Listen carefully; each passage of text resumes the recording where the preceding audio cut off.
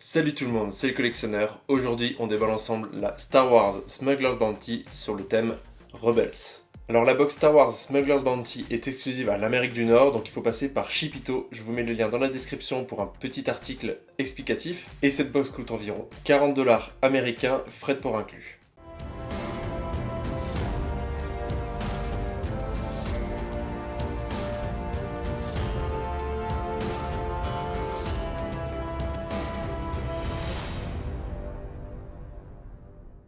On commence donc comme d'habitude avec ici un patch à l'effigie du personnage Zeb de la série. Alors encore une fois, je suis vraiment pas fan du patch de la Smuggler's Bounty, mais en fait dernièrement des patchs de un peu toutes les box Funko. Je trouve que finalement, à vouloir faire à chaque fois des visages avec des détails, ça rend pas super bien. Et avec on trouve ce pins de Sabine, ici un petit peu plus sympa. Comme d'habitude pour le patch et le pins, je vais donner valeur de 3$ chacun, donc 6$ au total. Et vu que je les trouve quand même assez moyens, je vais donner seulement 1 point pour les deux items. On trouve ensuite dans la box ce t-shirt à l'effigie de la série Star Wars Rebels et avec les différents personnages ici figurant sous forme de pop. Donc ça c'est assez classique de la part de Funko, ils reprennent une sorte de poster des personnages et les font sous forme de pop sur le t-shirt. Donc là, pas très original de la part de Funko, on commence à avoir l'habitude de recevoir des choses comme ça. Du coup, même si le shirt reste sympa, il est pas fou, donc je vais donner seulement 2 points. Et ensuite, au niveau de la valeur, comme d'habitude, 15$ pour un t-shirt sous licence. Ensuite, on trouve une première figurine, ici une mini Ikari du droïde Chopper de la série. Alors comme pour la fois, on avait reçu une mini Ikari de Dark Vador, ici on a la possibilité de recevoir ce Chopper en 5 versions. Donc il y a rouge, bleu, doré, argenté comme ici et noir. Alors étant donné que j'avais reçu le Dark Vador en argenté, ici je reçois le Chopper en argenté, donc ça c'est plutôt cool, ils sont assortis. Après, comme pour les Ikari, les mini Ikari, je suis pas un gros fan, donc je vais seulement donner 1 point, et au niveau de la valeur, je l'estime à environ 10$.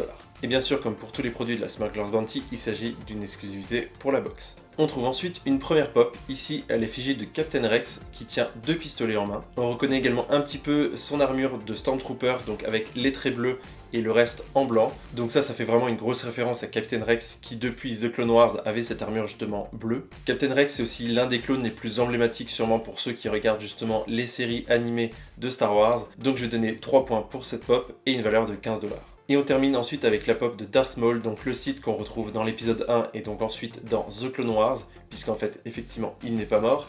Donc il a été tranché en deux à la fin de l'épisode 1, sauf qu'en fait, il a ensuite un corps genre cybernétique pour les pieds, enfin pour ses jambes. Donc on retrouve ici la pop de ce personnage de la série animée. Il retrouve également son double sabre laser rouge, par contre avec un nouveau design puisqu'il y a une sorte de corne par exemple dessus et on le voit très bien justement sur la pop. Donc là une pop très sympa, malheureusement encore une fois il y a des défauts sur les pop. Ici il a genre un trait jaune entre les deux yeux, donc comme si le coup de pinceau était passé, et il a également une tache jaune sur le côté sur la hanche.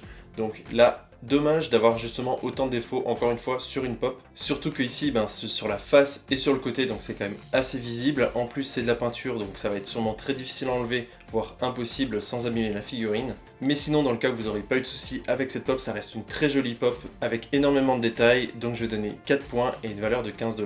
On passe donc au récapitulatif, ici avec le patch et le pins de respectivement Zeb et Sabine. On a ensuite le t-shirt, la mini Ikari du Chopper, la pop de Captain Rex et enfin la pop de Darth Maul. Pour cette box, on arrive donc à un total de 11 points sur 18.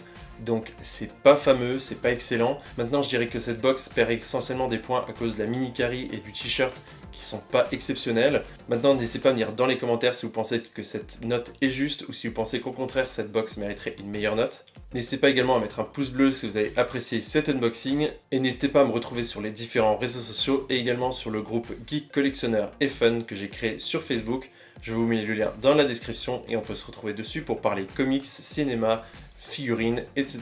Tout ce que vous voulez. Sur ce, je vous dis à très bientôt pour un prochain déballage. Salut!